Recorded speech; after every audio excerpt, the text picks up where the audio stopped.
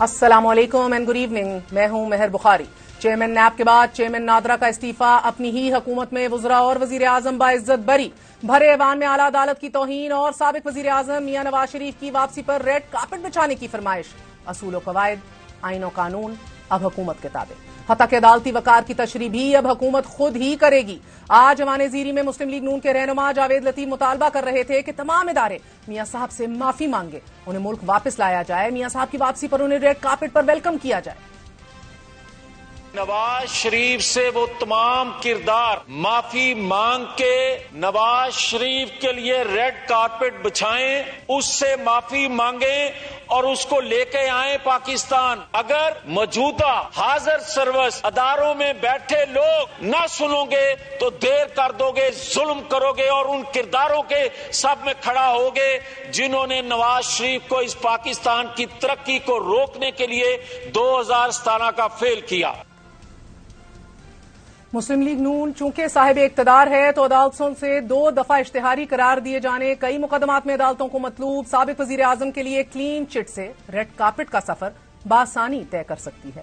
یہاں تو موجودہ وزیر اعظم شہباز شریف بھی کسی عدالت کو جواب دے نہیں کہ جنہیں لاہور ہائی کورٹ نے میاں صاحب کی وطن واپسی کا ضامن بنایا تھا۔ عدالت نے میاں صاحب کو 4 ہفتے دیے تھے اور آج انہیں لندن کے مے فیئر فلیٹس میں رہتے ہوئے 4 سال ہو گئے ہیں۔ پارلیمنٹ کے بنائے ہوئے قوانین اور پارلیمنٹ کی توقیر کا یہ ہمارا معیار ہے، جہاں میاں نواز شریف بھرے ایوان کو اعتماد میں لیتے ہوئے کہتے ہیں جناب اسپیکر یہ ہیں وہ ذرائع کہ جن سے لندن کے فلیٹس خریدے گئے، وہ ذرائع آج تک قوم کو معلوم نہیں ہو سکے۔ البتہ مے فیئر فلیٹس موجود ہیں، شریف خاندان کی ملکیت ہے، میاں صاحب وہاں قیام پذیر بھی ہیں، مگر پارلیمنٹ نے نہ تو میاں صاحب کی اس غلط بیانی پر کوئی ایکشن لیا، بلکہ عدالت کے اندر ان کے وکیل نے کہا کہ ایوان میں دیا گیا یہ بیان ایک سیاسی بیان تھا، نہ ہی کوئی تحقیقات کی گئی۔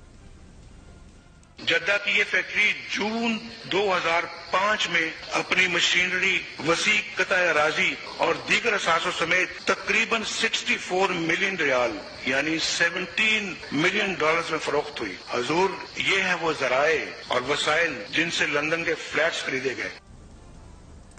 ایک معیار وہ ہے کہ جو برطانوی پارلیمنٹ نے اپنے لیے سیٹ کیا ہے۔ سابق برطانوی وزیر اعظم بورس جانسن ایک پارلیمانی انکوائری کے تحت زیر تفتیش ہیں کہ جس میں یہ جانچ کی جا رہی ہے کہ کیا انہوں نے کرونا وبا کے دوران لاک ڈاؤن پابندیوں کے خلاف ڈاؤننگ سٹریٹ میں ہاؤس آف کامنز کو گمراہ کیا تھا۔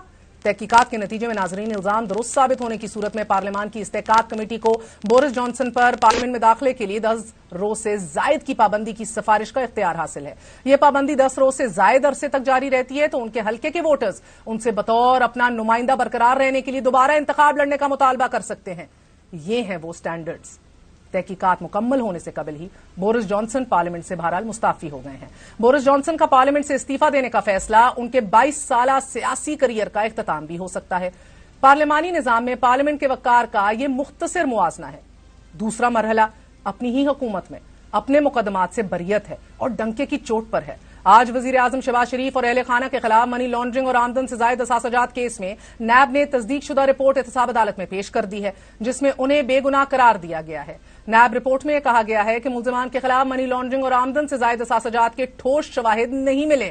نیب سپلیمنٹری رپورٹ میں شہباز شریف سمیت دیگر کو بے گناہ قرار دیا گیا ہے۔ یہ وہ قابل قبول رپورٹس ہیں کہ جو حکومت کی اپنی منشا کے مطابق بریت کے فیصلے سنا رہی ہیں، اور چونکہ حکومت برسر اقتدار ہے تو یہ کھلا تضاد بھی جائز ہے کہ احتساب کے ادارے اگر وزراء اور وزیر اعظم کو ایک ایک کر کے بری کر دیں تو ٹھیک ہے، اگر یہ ادارے اور عدالتیں اس کے برعکس فیصلہ دیں یا کام کریں تو عدالتیں کسی بھی الزام سے اپنا دامن بچانے کی ذمہ دار بہرحال خود ہوں گی۔ آج ایوان میں وزیر دفاع خواجہ آصف اور سینئر رہنما جاوید لطیف نے ایک بار پھر عدلیہ کو آڑے ہاتھوں لیا۔ ان کا کہنا تھا کہ عدلیہ 3 وزراء اعظم کھا گئی اور ڈکار بھی نہ ماری۔ ہمارے یہاں بھی 7 والا ادارہ ہے، 16 لاکھ روپے تنخواہ لیتے ہیں، ہمیں چوتھا حصہ ہی دے دیں، گن مین بھی ساتھ ہے، گاڑیاں بھی ہیں، یہ سارا کوئی مفت ہے۔ اس طرح تو داماد بھی نہیں رکھے جاتے۔ یہ عدلیہ کیا کر رہی ہے اس ملک کے ساتھ؟ کو اپنی انٹروسپیکشن کریں، کو سیلف اکاؤنٹیبلٹی کریں، اور ساتھ تڑیاں لگاتی ہیں، اسی ادارے کو تڑیاں لگاتے ہیں۔ جو اٹھتا ہے ہمیں کرٹیسائز کرتا ہے اور ہم برداشت کرتے ہیں، لیکن اتنے نازک مزاج ہیں یہاں پہ کہ لوگ 2 3 جو ہے وہ وزیر اعظم کھا گئے ہیں، ہضم کر گئے، ڈکار بھی نہیں لیا، پھانسی لگا دیا، پیچھے مڑ کے بھی نہیں دیکھا، کسی نے معذرت بھی نہیں کی، تاریخ سے بھی نہیں معافی مانگی۔ یہ کنائیونس جو ہے عدلیہ کی، بیوروکریسی کی اور in action on are part, یہ تینوں چاروں چیزوں نے مل کے جو ہے اس ملک کو جو ہے فائنینشلی جو ہے بالکل جیم کر دیا، فریز کر دیا۔ عدل کے عمارت میں اگر یہ آواز آئے، اگر کوئی انتہائی معزز جج یہ کہیں کہ جو پریس کانفرنس کرے گا وہ رہا ہو جائے گا، جو پریس کانفرنس نہیں کرے گا وہ دوبارہ جیل جائے گا، جسٹس صاحبان کو یہ الگ بات ہے کہ دو وزراء اعظم جب اڑائے جا رہے تھے تو میاں صاحب کو رتی بھر دکھ نہ تھا۔ آپ کا جذبہ عشق، مجھے اس کا پورا اعتراف ہے ضیاء الحق مرحوم سے، اور ہماری دعا ہے کہ اللہ تعالیٰ شہید کو کروٹ جنت نصیب کرے۔ میرے موسم تھے جنرل ضیاء الحق صاحب رحمۃ اللہ علیہ۔ اور پھر میں آپ کو یہ بھی بتانا چاہتا ہوں کہ پنڈی کے اندر جس جگہ پہ بھٹو کو پھانسی دی گئی تھی اور پھانسی دی تھی تارا مسیح نے، اس باغ میں اس کے لیے ایک جگہ مارک کی گئی ہے، اس باغ پہ کروڑوں روپیہ خرچ کیا جا رہا ہے، اس میں وہ اور بھٹو کی پھانسی سے اس کو منسوب کیا گیا ہے، اور اس کو غالباً بھٹو پارک رکھا جائے گا۔ ہم اس کو مقام عبرت کا نام دیں گے کہ یہ مقام عبرت ہے، اس سے سبق سیکھو، مقام عبرت۔ اور یہ مقابلہ کریں گے جو کہتے ہیں رات کو تھوڑی سی میں کبھی کبھی پی لیتا ہوں، اس کی اولاد ہمارا مقابلہ کرے گی۔ I like to pursue those policies. Decency in politics, I think, is the first one to introduce in this country. یوسف گیلانی صاحب جو ہے وہ سزا کو تسلیم نہیں کر رہے، اور پھر کہتے میں اپیل میں جاؤں گا۔ بھائی اپیل سے پہلے نیچے اترو، لیکن یہ بات نہیں کہ سپریم کورٹ فیصلہ دے اور آپ اس کو ماننے سے انکار کرو۔ یہ انسانوں کی بستی ہے، انسانوں کی، یہ حیوانوں کی بستی نہیں ہے۔ ہم اس کو حیوانوں کی بستی نہیں بننے دیں گے، یہ انسانوں کی بستی رہے گی۔ اس کے لیے اور کیونکہ تیسرے وزیر اعظم وہ خود تھے، سو اب ڈکار بھی بدبودار ہے اور جمہوریت کی تذلیل بھی بہت ہوئی۔ گو کہ آج بھی جماعت ایک سابق وزیر اعظم پر دفعہ 302 لگنے پر پہلے ہی ان کو مجرم مان چکی ہے۔ عبدالرزاق شر کے قتل کا بھی آپ کو جواب دینا ہوگا، کیونکہ آپ کے ہاتھ صرف کرپشن میں نہیں رنگے ہوئے، خون میں بھی رنگے ہوئے یہ ہاتھ ہیں آپ کے۔ یہ تھے عطا تاڑ صاحب آج، لیکن حکومت کے اختیار کا تیسرا بڑا المیہ ناظرین چیئرمین نادرا کی وہ تحریر ہے کہ جو بطور استعفیٰ حکومت کو انہوں نے پیش کر دی ہے۔ چیئرمین نادرا طارق ملک نے اپنے استعفے میں یہ لکھا ہے کہ اگرچہ نادرا کی قیادت کرنا، ادارے سے بہت کچھ سیکھنا ان کے لیے مکمل اعزاز ہے، لیکن میرے لیے چارج شدہ اور پولیٹیسائز سیاسی ماحول میں کام کرنا مشکل ہوتا جا رہا ہے۔ کسی بھی پیشہ ور کے لیے ایسے ماحول میں اپنی آزادی، اپنی عزت کو برقرار رکھنا مشکل ہے، جہاں سیاسی وفاداری کو قابلیت پر فوقیت دی جاتی ہے۔ میرے ویلیوز، میری اقدار ان سمجھوتوں سے زیادہ اہم ہے، اس لیے میں نادرا کے چیئرمین کی حیثیت سے اپنی ذمہ داریوں سے سبکدوش ہونا چاہوں گا۔ ایک طرف صحافیوں پر دہشت گردی اور بغاوت کے مقدمات، دوسری طرف تمام مقدمات سے بریت۔ ہم جس ریاست کے باسی ہیں وہاں ایک قانون پوری شد و مت سے اپنا اثر جمائے رکھتا ہے، وہ قانون جس کی لاٹھی اس کی بھینس کا ہے۔ بات کرتے ہیں، ہمارے ساتھ سینیٹر آصف کرمانی صاحب موجود ہیں۔ سینیٹر صاحب بہت بہت شکریہ ساتھ دینے کا۔ پہلے پہل تو فرمائے دیجیے گا سر کہ نیب چیئرمین کے بعد چیئرمین نادرا اور اب وفاقی وزیر دفاع خواجہ آصف اپنی ہی حکومت کو چارج شیٹ کر رہے ہیں، ہائی لائٹ کر رہے ہیں اپنی ہی حکومت کی انکمپٹنس۔ بجلی چوری نہیں ہم سے کنٹرول ہو رہی، ٹیکس چوری ہم سے کنٹرول نہیں ہو رہی، جوڈیشری کی سیلریز بھی بری لگ رہی ہیں، امیر آدمی کے لیے کوئی قانون نہیں ہے، وزیر دفاع کہتے ہیں۔ تو سر جو حکومت مارکیٹس نہ بند کرا سکے، ریٹیلرز کو ٹیکس نیٹ میں نہ لا سکے، اس کو حکومت کہیں گے؟ بسم اللہ الرحمن الرحیم۔ شکریہ مہر بی بی، جو آپ نے بات کی اس کا میں کوشش کرتا ہوں، لیکن یہ میں اپنے ذاتی خیالات کا اظہار کروں گا، سوائے نواز شریف صاحب کے حوالے سے اگر کوئی بات ہوگی تو اس کا میں ضرور آپ کو جواب دوں گا۔ باقی جن لوگوں کا آپ نے ذکر کیا ہے، مناسب ہوگا کہ آپ جو انہوں نے باتیں کہی ہیں آپ ان سے ان کی باتوں کا جواب لیں۔ جہاں تک آپ نے چیئرمین یہ نادرا کی بات کی، تو دیکھیے یہ ایک ایڈمنسٹریٹو چینجز ہوتی ہیں اور یہ ہر حکومت کا پروریگیٹو ہوتا ہے، اور نارملی یہ پریکٹس بھی دیکھی گئی ہے کہ جب بھی کوئی چینج آف گورنمنٹ ہوتی ہے تو مورلی بھی جو لوگ ہوتے ہیں وہ خود علیحدہ ہو جاتے ہیں۔ اب chairman NADRA, I don't know the gentleman, لیکن جو آپ نے ابھی فرمایا، جو میں نے سنا کہ انہوں نے کہا جی کہ پریشر اور یہ وہ ساری چیزیں تھیں، لیکن انہوں نے نیچر آف دا پریشر نہیں بتایا. یہ ایک بڑی ایک ویگ سی ٹرم ہے جو لوگ یوز کرنے کے عادی ہو گئے ہیں کہ جی ہمارے پہ بڑا پریشر تھا، جی ہمارے پہ یہ بہت تھا. جی یہ نہیں بتاتے کہ وہ پریشر کب تھا، کس نے ڈالا اور کیا تھا پریشر وہ. اس لیے میں یہ سمجھتا ہوں کہ، اور انفارچونیٹلی میں یہاں یہ بھی کہنے کو تیار ہوں کہ پاکستان میں جب سے قائد اعظم کی رحلت کے بعد سے خصوصاً جتنے بھی ادارے ہیں وہ پولیٹیسائز ہو گئے. اور پھر پچھلے کچھ عرصے سے مہر بی بی میری بہن اس ملک میں نہ صرف ادارے پولیٹیسائز ہوئے بلکہ اتنی ہیٹریڈ اور پولرائزیشن بڑھ گئی کہ آپ نے اس کا نتیجہ دیکھا کہ الٹیمیٹلی یہ تمام چیزیں جا کے کلمینیٹ ہوتی ہیں سانحہ 9 مئی کو. اور پاکستان کی تاریخ میں پہلی مرتبہ اور میں امید کرتا ہوں، مجھے یقین ہے کہ ایسا واقعہ سانحہ دوبارہ نہیں ہوگا کہ ایک کلاؤٹ نے، ایک گروہ نے، ایک جماعت نے پاکستان پر اور پاکستان کی فوج پر حملہ کیا. گزارش میں یہ کرنا چاہ رہا ہوں کہ اس وقت جو پاکستان ہے وہ ایک بڑے غیر معمولی حالات سے گزر رہا ہے. اور بڑی ایک عجیب مزے کا خیز بات ہوتی ہے کہ یہ ملک تو بنا تھا ان لوگوں کے لیے جو 98% لوگ ہیں جو غریب غربا مڈل کلاس، وہ تو آج بھی کبھی آٹے کی لائنوں میں لگے ہیں، کبھی چینی کی لائنوں میں لگے ہیں. قائد اعظم نے تو ان کے لیے ملک بنایا تھا. یہاں لیکن قبضہ کر لیا اشرافیہ اور خصوصاً سیاسی اشرافیہ نے، اور منیڈ پالیٹکس ہو گئی. آپ مجھے بتائیے کہ یہ جتنے لوگ ہیں آج پارلیمنٹ میں بھی، میں پارلیمنٹیرین ہوں، میں پارلیمنٹیرین ہوتے ہوئے یہ بات کرنے کا رسک لے رہا ہوں، کتنے لوگ ہیں اس وقت مڈل کلاس کے، کتنے لوگ ہیں غریب غربا کے. یہاں تو عجیب ایک تماشا لگا ہوا ہے کہ اشرافیہ جو ہے وہی اشرافیہ کو کرٹیسائز کر رہی ہے. دس از ویری انفارچونیٹ.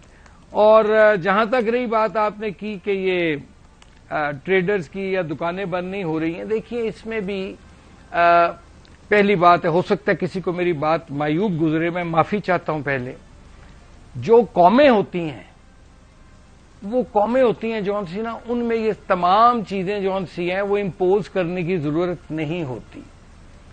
یہ پاکستان کی جو قوم ایک زمانے میں قوم ہوا کرتی تھی، جناح صاحب نے اس کو قوم بنایا تھا 1940 سے لے کے 47 تک، لیکن بدقسمتی سے آج ہم ایک 25 26 یا جتنے بھی 24 کروڑ ہیں اس ایک ہجوم کی شکل اختیار کر چکے ہیں. اور جو قیادت ہے جون سی اس وقت وہ ایک جیسے رشین اولیگارچ ہے نا، آپ نے سنا ہوگا لفظ، ایک سیاسی اشرافیہ ہے اور ایک ایلیٹ کیپچر ہو گیا ہوا اس ملک میں، اور وہ ایک دوسرے کے مفادات کا خیال رکھتے ہیں، چاہے وہ پارلیمنٹ میں ہیں. میں آپ سے ایک اجازت ایک سوال کروں گی، قطع کلامی معاف. سر مسئلہ یہ ہے کہ ججز کی تنخواہیں بھی کھٹک رہی ہیں، نہ ان کے فیصلے پسند ہیں آپ کی حکومت کو، نہ ان کے اختیارات پسند ہیں، اب ان کی تنخواہیں بھی کھٹک رہی ہیں. یہ تنخواہوں کو ریوائز کرنا بھی آپ کے اختیار میں ہے، ادارے بھی سب آپ کے اختیار میں ہیں جو ایلیٹ کیپچر ہو گیا ہے. مجھے ایک مثال بتا دیں کہ پچھلے 1 سال میں آپ کی حکومت نے سیلف سرونگ لیجسلیشن جیسے نیب قوانین کی، آج بھی اس کا فائدہ شہباز شریف صاحب لے گئے، پورا خاندان باعزت بری ہو رہا ہے، اب کی حکومت میں ہی سب کچھ ہو رہا ہے. تو میرا ہوتا ہے ایک لیجسلیشن بتا دیں جو ایلیٹ کیپچر کو ٹکر مارنے کی کوشش آپ لوگوں نے کی ہو، اپنے مفاد کے اندر قانون سازی نہ کی ہو، کوئی ایسا بڑا قدم اٹھایا. اور روز آپ لوگ فیصلہ کرتے ہیں کہ ہم مارکیٹس بند کرائیں گے، روز مارکیٹ کھلی رہتی ہیں. آپ لوگ بجٹ کو دیکھ لیجئے، کوئی اصلاحات نہیں آئی، کوئی ریٹیلرز آپ کا بیکاز ووٹ بینک ہے اس کو آپ لوگ نیٹ میں نہیں لائے. تو سر پھر معذرت کے ساتھ حکومت کس نام کی ہے؟ آپ لوگ کرنے کیا آئے ہیں؟ کون سی ریاست بچا رہے ہیں؟ اسٹیٹس کو بچا رہے ہیں آپ لوگ تو بیٹھے ہوئے. دیکھیے میں اس میں یہ سمجھتا ہوں مہر بی بی کہ جہاں تک آپ نے بات کی ججز حضرات کی تنخواہوں کے حوالے سے، میں اس پر کوئی کمنٹ خاص نہیں کرنا چاہوں گا. میں صرف ایک 1 سینٹینس بولوں گا، ہو سکتا ہے میری ناتواں آواز جون سی ہے وہ لوگوں کو سمجھ میں آ جائے. کہ پچھلے سال میں پڑھ رہا تھا آج ہی کہ 2022 میں پاکستان کی جو جوڈیشری ہے اس کا دنیا میں رول آف لا کی کیٹیگری میں 129واں درجہ ہے، 129. میں بس اتنا کہوں گا جوڈیشری کے بارے میں. جہاں تک رہ گئی آپ کی بات کہ جی یہ ریٹیل جو ہے دکانیں بند نہیں کرائی پا رہی، چونکہ اس ملک میں جو ایک میں نے عرض کیا نا جس طرح کہ ہر طبقہ جو ہے، ایون آپ کا ٹریڈر، آپ کا بزنس مین، آپ کے تمام لوگ جو سے ہیں وہ پولیٹیسائز بھی ہوئے ہیں، وہ پولرائز ہوئے ہیں، اور وہ دوسری بات یہ ہے کہ وہ اپنا دیکھیے نا، آپ کے مذہب میں یہ حکم ہے کہ صبح فجر کی نماز پڑھ کے رزق کی تلاش میں چلے جاؤ، یہاں ساری رات 3 بجے تک 4 بجے تک لوگ جاگتے ہیں۔ کرمانی صاحب میں تو آپ سے اتفاق کرتی ہوں، میں دنیا بھر کے اندر ممالک میں کیا ہوتا ہے ہم پریزنٹ بھی کر چکے ہیں، مگر مسئلہ 9 to 5 مجھے پرابلمز ہائی لائٹ نہ کر کے آپ نے تو حل اور رول آف لا ادھر ڈالنا ہے نا، آپ کی بات میں وزن ہی نہ ہو۔ چلے اہم سوال کی طرف آتے ہیں کرمانی صاحب، اجازت دیجیے۔ نواز شریف صاحب نمبر 1 کب واپس آ رہے ہیں؟ نمبر 2 سر کہ وزراء اعظم کو ہڑپ کر کے ڈکار مار لیے جاتے ہیں، میں نے ابھی دکھایا، آپ نے سنا ہوگا، ہر وزراء اعظم کو جاتے ہوئے چھاتی پہ ہاتھ مار کے خوش آمدید کیا ہے اس اقدام کو نواز شریف صاحب نے، جب خود پہ پڑی تو آپ لوگ پھر اصول اور جمہوریت ان چیزوں پہ آ جاتے ہیں۔ مجھے یہ بتا دیجئے معذرت میاں صاحب نے تاریخ سے کیوں نہیں کی؟ معذرت انہوں نے کیوں نہیں کی؟ تاریخ سے معافی کیوں نہیں مانگی جس طرح آج خواجہ آصف کہہ رہے تھے؟ دیکھیے مسلم لیگ نون کے مرکزی قیادت اور میاں صاحب نے بھی یہ انہوں نے تسلیم کیا تھا کہ ماضی میں غلطیاں ہوئی ہیں، اور وہ جو غلطیاں ہوئیں ان کے ازالے کے لیے ہی پھر میثاق جمہوریت بھی 2006 میں آپ کو یاد ہوگا غلطیاں آج بھی کر رہے ہیں کرمانی صاحب۔ عطا تارڑ صاحب اپنے تو اتنے ٹارزن نہیں ہیں سر، میری بات سر، جتنے ٹارزن ہیں عطا تارڑ صاحب ہم بھی جانتے ہیں، آپ بھی جانتے ہیں سر۔ جب آج وہ دفاع 302 لگائی جاتی ہے ایک سابق وزیر اعظم پر تو وہ یہ نہیں کہتے کہ یہ لگی ہے، وہ روز پریس کانفرنس کر کے کہتے ہیں کہ وہ ملزم نہیں مجرم ہے، اس کے ہاتھ خون سے رنگے ہیں۔ تو برائے مہربانی پھر اگر آپ لوگ سبق سیکھ چکے ہیں تو انہی کو لگام ڈال دیں۔ دیکھیے گزارش یہ ہے کہ یہ تو جو مرکزی ہماری قیادت ہے یہ اس کو سوچ کر سوچنا ہوگا، بیٹھنا ہوگا، لیکن اس وقت میں آپ کو جو اس وقت برننگ ایشو ہے نا مہر بی بی، جس کی یہ سانحہ 9 مئی کی وجہ سے وہ دب کر رہ گیا ہے، وہ ہے پاکستان کی اکانومی کا مسئلہ، وہ ہے غریب کی مہنگائی، غربت، بے روزگاری کا مسئلہ ہے۔ میں اس پہ آؤں گی آخری سیگمنٹ میں سر، میں آپ سے پوچھ رہی ہوں آپ مذمت کرتے ہیں تارڑ صاحب کی ان پریس کانفرنسز کی، یہی بتا دیں۔ میں ان موصوف کے بات پر کوئی کسی قسم کا کمنٹ نہیں کرنا چاہتا، آپ نیکسٹ کویسچن کریں مجھ سے۔ نہیں سر، بس آپ کا شکریہ، آپ کی مہربانی۔ آصف کرمانی صاحب بہت بہت شکریہ آپ کے وقت کا۔ ایک وقفہ لیتے ہیں، وقفے کے بعد حاضر ہوں گے۔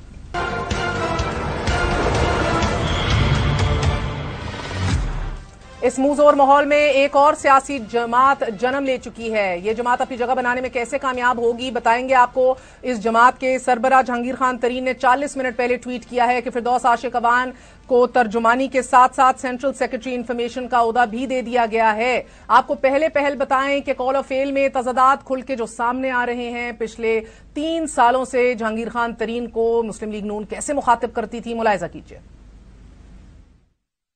یہ ATM مشین، قرضہ خور، لودرا کے عظیم بزرگوں، اس الیکشن میں آپ نے عوام کی عدالت نے انصاف کر دیا۔ بالکل مافیا کا ہیڈ جو ہے ڈان تھا یا ڈان ہے وہ جہانگیر ترین ہے جس کو انہوں نے بھگا دیا، کیوں نہیں ڈالا اس کو ECL کے اوپر؟ وہ ان کے کپڑے اتار دے گا، اس کو کنفرنٹ کر کے دیکھیں۔ قیامت کی نشانیاں ہیں کہ جہانگیر ترین جس کو سپریم کورٹ نے جھوٹا قرار دیا، کل وہ کہہ رہے تھے موصوف کہ شرمناک ہے کرپشن کرنا، جو مالیوں کے نام پر کروڑوں کی انسائڈر ٹریڈنگ کرتا ہے، جس کو کورٹ نے نااہل کا اور جھوٹا قرار دیا۔ جہانگیر ترین صاحب فیڈرل منسٹر تھے، 7 کروڑ کا چونا لگا دیا حکومت کو، اور وہ ایک اپنے کوک اور مالی کے نام پر شیئرز لے کے اور پکڑے گئے ریڈ ہینڈڈ۔ کوئی جہانگیر ترین اپنی کرپشن مان کے 1.5 کروڑ کا صرف جرمانہ نہیں واپس کیا بلکہ 7 کروڑ کی رقم بھی واپس کی۔ یہ صنعت یافتہ کرپٹ ہے۔ پنجاب کا اور وفاق کا بجٹ پاس کرانے کے لیے انہوں نے جہانگیر ترین کو NRO دیا، چینی چوروں کو NRO دیا۔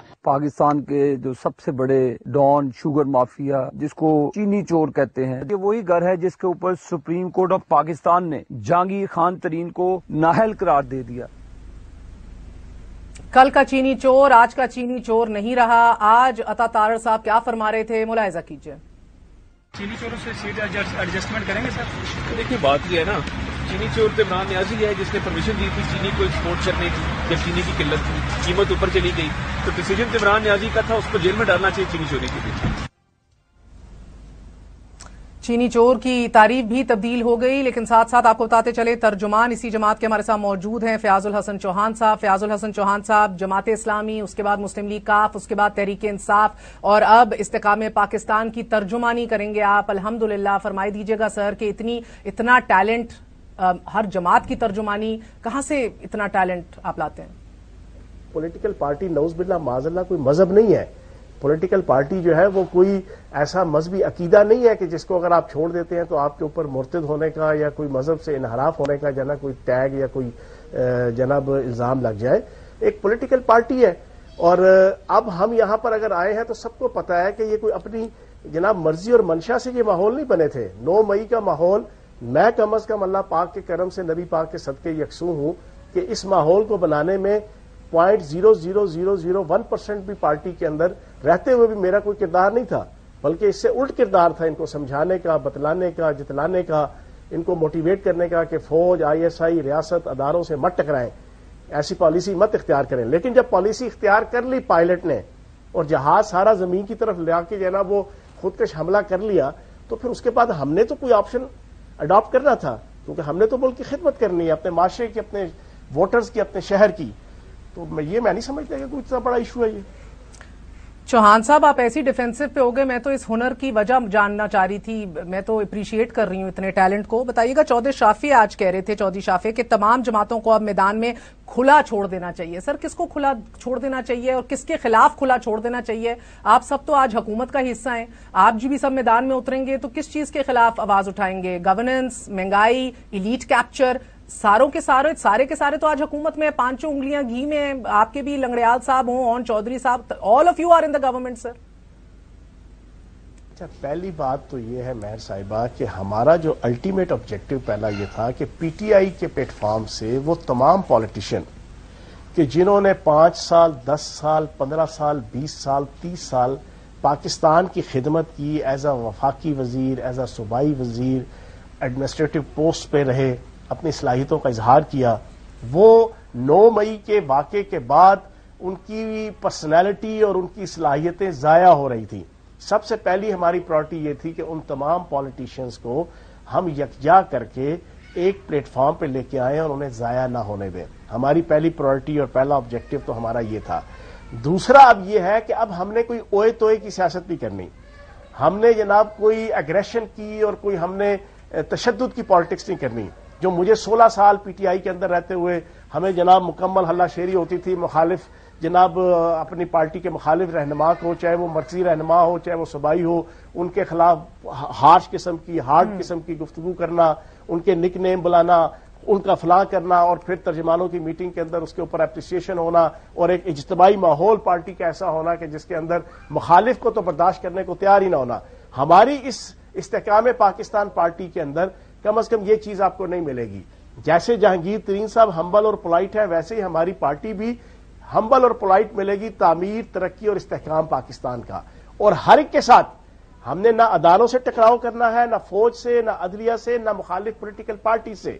ہم نے ملک کے نیشنل ایشوز جو ہے، سر قطع کلامی معاف، یہ تو اچھی بات ہے کہ اداروں سے اور عدلیہ سے ٹکراؤ نہیں کرنا، یہ تو بہترین بات ہے سر. مگر اگر آپ نے سیاسی مخالفوں سے بھی ٹکراؤ نہیں کرنا تو کل کو ڈاکٹر فردوس عاشق اوان جو سینٹرل انفارمیشن سیکرٹری اب بن گئی ہیں، کل وہ کہہ رہی تھی ہم نے دل ملانے، آپ کہہ رہے ہیں سیاسی حریفوں سے بھی ٹکراؤ نہیں کرنا، تو پھر سر NGO کھول لیں. آپ لوگ کرنے کیا آئے ہیں؟ نہیں، آپ نے یہ اچھا سوال پوچھا ہے اور دلچسپ سوال پوچھا ہے، لیکن اس کا جواب یہ ہے، ایک ہوتا ہے فزیکل ٹکراؤ کی پالیسی. آپ مجھے یہ بتائیں کہ پاکستان کے اندر تباہی و بربادی ہو جاتی ہے، زلزلہ آ جاتا ہے، یا پاکستان میں دہشت گردی کی ایک لہر اٹھتی ہے اور وزیر اعظم کہتا ہے کہ جناب میں اپوزیشن کے تمام جناب لیڈرز کو کہتا ہوں پولیٹیکل پارٹیز کے وہ آئیں اور بیٹھیں، اور ایک اپوزیشن لیڈر کے بھائی جی میں نے نہیں بیٹھنا، اور وہ سب سے بڑی پارٹی کا اور پاپولر پارٹی کا جنا ہیڈ ہو، میں نے نہیں بیٹھنا کیونکہ میری شان میں گستاخی ہے اور میری توہین ہے کہ میں زرداری کے ساتھ بیٹھوں، میں شہباز شریف کے ساتھ بیٹھوں، میں فلاں کے ساتھ بیٹھوں. ایک آپ کا سٹائل یہ ہے کہ آپ ملک کے وزیر اعظم ہیں اور آپ کی وزارت عظمیٰ کے اندر ملک داؤ پہ لگ جاتا ہے، کرونا آ جاتا ہے، ملک میں جنگ مسلط ہو جاتی ہے، ملک میں سیلاب آ جاتا ہے، آدھا ملک سیلاب میں ڈوب جاتا ہے. آپ نے ساری پولیٹیکل پارٹیز کو جناب بلاتے ہیں، لیکن آپ کہتے ہیں میں نے نہیں بیٹھنا. میرا نائب آ کے بیٹھے گا کیونکہ میری شان میں گستاخی ہے. سر میں آپ کی بات سمجھ گئی ہوں مگر آپ نے پہلے بھی کہا اوئے توئی کی سیاست نہیں کرنی. اوئے تو کی سیاست میں تو آپ مہارت رکھتے ہیں سر معذرت کے ساتھ, لیکن مجھے ابھی بھی نہیں سمجھ آئی آپ سارے اجتماعی طور پہ سب راجہ ریاض بنیں گے, کیا کرنا چاہ رہے ہیں آپ لوگ؟ اپرچونزم کی سیاست ہوگی یہ کیا؟ You scratch my back, I scratch yours, we don't talk about each others malfunctions اور malpractices. I mean how does it work? دیکھیں پہلی بات تو مہر صاحبہ یہ ہے کہ ملٹری کورٹس کوئی نئی چیز نہیں ہے. پچھلے 4.5 سالوں میں پی ٹی آئی کی حکومت میں 17 کیسز ملٹری کورٹ میں چلے, جن کے 3 کیسز میں 3 لوگوں کو سزائے موت ہوئی. پہلی بات تو یہ آپ اپنے ذہن میں بٹھا لیں کہ یہ کوئی نئی چیز قطع کلامی ماں میں ملٹری کورٹس کی تو بات ہی نہیں کر رہی سر. چلے میں آپ سے ایک اور سوال پوچھ لیتی ہوں, کیا اگلا الیکشن تحریک انصاف کو لڑتے دیکھ رہے ہیں آپ؟ دیکھیں میں جو سینیریو دیکھ رہا ہوں, باقی اللہ پاک کی ذات بہتر جانتی ہے, اللہ پاک کے اپنے کام ہیں, لیکن جو میں ایک بینگ اے پولیٹیکل ورکر, مجھے 44 سال ایز اے سیاسی کارکن کام کرتے ہو گئے ہیں, اور میں آپ کو اپنا بتا دوں, کوئی میرا خیال ابھی ڈاکومنٹیشن ہو رہی ہے ملٹری کورٹس کے اندر کیس چلنے کے حوالے سے انٹیریئر منسٹری میں اور منسٹری آف ڈیفینس میں, کوئی 10 سے 12 دن ہے. اس کے بعد جناب ان کیسز کی بنیاد پہ جناب پارٹی چیئرمین گرفتار ہوں گے. پارٹی چیئرمین کے گرفتار ہونے کے بعد 3 تو مستند دعوے دار ہیں پارٹی کو لیڈ کرنے کے. ایک لیگلی جو رائٹ رکھتے ہیں شاہ محمود قریشی صاحب, وہ انصاف کا جھنڈا اٹھانے کو تیار ہیں. دوسرے صدر چودھری پرویز لائی صاحب جو بڑی قربانی دے رہے ہیں اس وقت, اللہ پاک ان کو صحت تندرستی دے, میری دعائیں ان کے ساتھ ہیں کیونکہ میں ان کی بڑی عزت کرتا ہوں, دل سے عزت کرتا ہوں. اپنے والد کے بعد اگر میں کسی بزرگ کی عزت کرتا ہوں تو چودھری پرویز لائی صاحب کی کرتا ہوں. میری دعا ہے کہ اللہ پاک ان کو صحت تندرستی دے. دوسرے وہ ہیں اور ان کا بھی رائٹ ہے کہ وہ جھنڈا اٹھائیں کہ جناب انہوں نے پی ٹی آئی کی قیادت سنبھالنی ہے. تیسرا جو ہے وہ پارٹی چیئرمین کی مسز ہیں, میری انفارمیشن کے مطابق ان کا بھی پورا پلان ہے کہ پارٹی کا جھنڈا ہاتھ میں لینا. اب یہ 3 جب گروہ نکلیں گے, کچھ سمجھ نہیں ہے کہ اس میں کون کیا ہے کیسے ہے. باقی جتنی لاٹ اس وقت موجود ہے, میری پرسپشن اور انفارمیشن یہ ہے کہ سارے استحکام پاکستان پارٹی میں ہوں گے. نون لیگ میں سے بھی کچھ لوگ آ رہے ہیں, فیاض الحسن پیپلز پارٹی میں سے بھی کچھ لوگ سنی. تمام اچھے بچے استحکام پاکستان کی پارٹی میں جانا چاہ رہے ہیں, یہ بڑی خبر دی ہے انہوں نے. اگلے 10 دن کے اندر ملٹری کورٹس میں تحریک انصاف کے چیئرمین بھی ٹرائی ہونے جا رہے ہیں, یہ بھی ان کی معلومات. ایک وقفہ لیں گے, وقفے کے بعد حاضر ہوتے ہیں.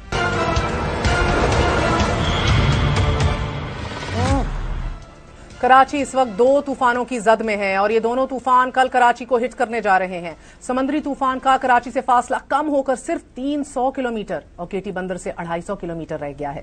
طوفان کے مرکزی سسٹم پر اس وقت 180 کلومیٹر فی گھنٹہ کی رفتار سے تیز ہوائیں چل رہی ہیں اور لہروں کی اونچائی 30 فٹ بتائی جا رہی ہے. ناظرین, یہ طوفان کل شام اور رات تک کیٹی بندر اور کراچی سے ٹکرائے گا, جس سے کراچی, حیدرآباد, ٹھٹھا, سجاول بدین, تھرپارکر, میرپور خاص, عمرکوٹ, ٹنڈو محمد خان, ٹنڈو یار, شہید بے نظیر آباد اور سانگڑ کے اضلاع ریڈ الرٹ پر ہیں. ٹھٹھا, سجاول اور بدین کے اضلاع سے 64,000 افراد کو محفوظ مکانات پر منتقل کر دیا گیا ہے. خطرات بدستور اپنی جگہ قائم ہیں. ابھی بھی ہزاروں لوگوں کو محفوظ پناہ گاہوں میں منتقل کیا جانا باقی ہے. لوگ مال مویشیوں کے ساتھ ابھی بھی مختلف ساحلی علاقوں میں موجود ہیں. بل بورڈز کو ہٹانے کے سندھ حکومت کے احکامات پر جزوی طور پر عمل ہوا ہے. تیز ہواؤں میں یہ بل بورڈز بھی سنگین حادثوں کا سبب بن سکتے ہیں. سمندری طوفان کی وجہ سے بجلی اور انٹرنیٹ کا نظام بھی متاثر ہو سکتا ہے کہ الیکٹرک کو ہنگامی اقدامات کی تیاری کی ہدایات بھی جاری کر دی ہیں. ناظرین, وفاقی وزیر توانائی خبردار کر رہے ہیں کہ بجلی کی ترسیل میں خلل آ سکتا ہے اور حفاظتی اقدامات کے پیش نظر بجلی بند کرنا بھی پڑ سکتی ہے. مگر ماہرین موسمیات یہ پیشن گوئی بھی کر رہے ہیں کہ طوفان کی سمت تبدیل ہو رہی ہے. اس کا رخ شمال مشرق کی جانب مڑ رہا ہے اور یہ کیٹیگری 3 سے اب کیٹیگری 2 میں داخل ہو گیا ہے. سمندری طوفان کی سمت کے اس بدلاؤ کے ساتھ ساتھ کل کراچی میں ہونے والے میئر اور ڈپٹی میئر کے انتخاب کا مقام بھی تبدیل کر دیا گیا ہے. یہ مقابلہ اب بلدیہ عظمیٰ کراچی کی عمارت کی بجائے آرٹس کاؤنسل آڈیٹوریم میں ہوگا. بظاہر تو جماعت اسلامی کو سندھ کی حکومتی جماعت پاکستان پیپلز پارٹی پر سبقت حاصل ہے اگر الائنس ہو جائے, لیکن پی ٹی آئی کے کچھ یو سیز کے چیئرمین جو 24 سے 25 کے قریب بتائے جا رہے ہیں, جماعت اسلامی کو ووٹ نہ دینے کے اعلانات کے بعد اس انتخاب کی صورتحال بھی دلچسپ ترین مرحلے میں داخل ہو چکی ہے. کل رات تک یہ سیاسی طوفان بھی تھم جائے گا, लेकिन समंदरी तूफान की तरह इस सियासी तूफान के असरात का सामना भी बहरहाल कराची के अवाम को ही करना पड़ेगा। और एक तीसरा सबसे बड़ा तूफान मुआशी तूफान है। आपको खबर दें, खसारे में इदारे चलाने वाले रियासत के खिलाफ जराइम के मुर्तकिब हो रहे हैं। पाकिस्तान इस वक्त इलीट कैप्चर के नरगे में है। मुल्क को सवाए मुईशत के कोई खतरा नहीं। ये अल्फाज मेरे नहीं, पार्लियामेंट में खिताब करते हुए वजीर दिफा ख्वाजा आसिफ के हैं। वजीर दिफा यहां तक कह गए कि टैक्स में डाका मारने वाले इस वक्त पार्लियामान में मौजूद हैं। आज भी सरों पर बादल मंडला रहे हैं कि IMF कर्ज देगा या नहीं देगा। ये एक वजीर दिफा कह रहे हैं। उनका ये बयान एक ऐसे वक्त में सामने आया है कि जब वफाकी बजट पर IMF नाखुश है और हर गुजरते दिन के साथ ये बात मजीद वाज़ेह और क्लियर होती जा रही है कि पाकिस्तान और IMF के दरमियान स्टाफ लेवल मुआहिदा शायद ना हो सके, क्योंकि 22 जून को होने वाले IMF एग्जीक्यूटिव इजलास में नाजरीन पाकिस्तान का नाम भी शामिल नहीं है। यानी कि 30 जून को प्रोग्राम की मुद्दत खत्म हो रही है और इससे 8 दिन कबल होने वाले इजलास में पाकिस्तान का मामला ज़ेरे गौर नहीं है। अब स्पेशल इजलास बुला लिया जाए तो दैट्स अ सेपरेट मैटर, लेकिन मौजूदा सूरत हाल में एक बार फिर डिफॉल्ट के खतरात मजीद गहरे हो चुके हैं। आज ब्लूमबर्ग में छपने वाली रिपोर्ट के मुताबिक मूडीज का कहना है कि IMF पैकेज ना मिलना, ज़र मुबादला ज़खायर में कमी, रुपए की बेकदरी की वजह से $6.7 अरब के प्रोग्राम पर बातचीत का आगाज नहीं हुआ, जिसकी वजह से डिफॉल्ट का खतरा बढ़ गया है।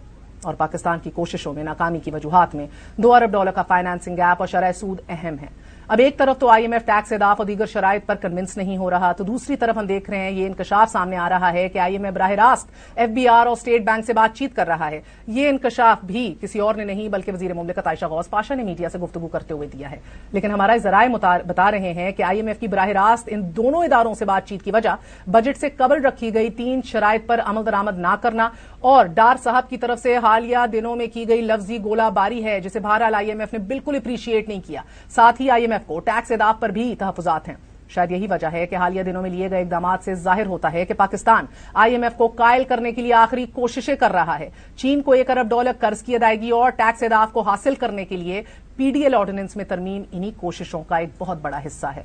गुज़िश्ता रोज जिस वक्त वजीर खजाना और IMF पाकिस्तान मिशन सरबरा के दरमियान वर्चुअल मुज़ाकरात हो रहे थे, तो उसी वक्त एक जाने पाकिस्तान चीन से जल्द अज जल्द $1 अरब की अदायगी के बाद दोबारा रीफाइनेंसिंग की दरख्वास्त कर रहा था, तो दूसरी तरफ वजारत खजाना स्टेट स्टैंडिंग कमेटी सेनेट की जो है उससे गुजारिश कर रहा था कि PDL ऑर्डिनेंस में तरमीम कर दी जाए।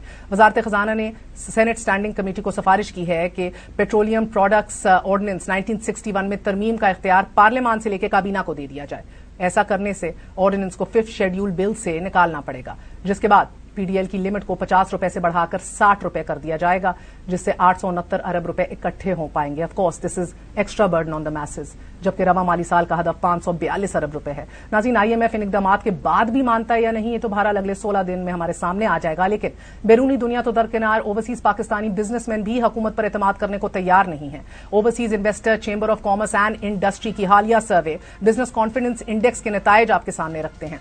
इसके मुताबिक मुल्क में बिजनेस कॉन्फिडेंस इंडेक्स मजमूई तौर पर मंफी 25% रहा, जो गुज़िश्ता साल सितंबर से अक्टूबर में किए गए सर्वे के नताइज मंफी 4 के मुकाबले में नेगेटिव 22% है। Just imagine. सर्वे के मुताबिक कारोबार की तरक्की के लिए 3 बड़े खतरात हैं। 82% शुरा की ये राय है कि इंतहाई बुलंद अफराते ज़र रीजन है। 74% की ये राय है कि हाई टैक्सेशन है। 72% की ये राय है कि पाकिस्तानी रुपए की कदर में कमी बहुत बड़ा एक ऑब्स्टिकल है। ताज़ा तरीन सूरत हाल यह है कि IMF मौजूदा हुकूमती इक़दामात पर एतमाद को तैयार नहीं। बैरूनी मुल्क पाकिस्तानियों का बिजनेस कॉन्फिडेंस इंडेक्स मंफी 25% है, मगर हुकूमती इत्तेहाद अभी तक बजिद है कि IMF प्रोग्राम बहाल ना होना किसी बड़ी साजिश का हिस्सा है। IMF एक सोचे समझे मंसूबे के तहत जो गोल पोस्ट है उसको हर बार आगे बढ़ा देती है। बैनुल-अक़वामी साम्राज्य के एजेंट का और लैकी का एक किरदार अदा करती है। उसको अगर एक बात खटक रही है तो वो पाकिस्तान और चीन के स्ट्रेटेजिक ताल्लुकात हैं। This is geopolitics. I can't say much on camera. You know and I know कि हम किधर खड़े हैं। बराए मेहरबानी read the writing on the wall. ना गुमराह कीजिए अवाम को, सर जोड़ के बैठ जाइए, कोई हल निकालिए हमें इस भंवर से निकालने का। This is getting from bad to us. अल्लाह सबको अपने हिफ्ज़-ओ-मान में रखे, स्पेशली हमारे सिंध के साहिली इलाकों के तमाम तर लोग रहने वाले, कराची के, अल्लाह सबको हिफ्ज़-ओ-मान में रखे। गुड नाइट, अल्लाह हाफ़िज़।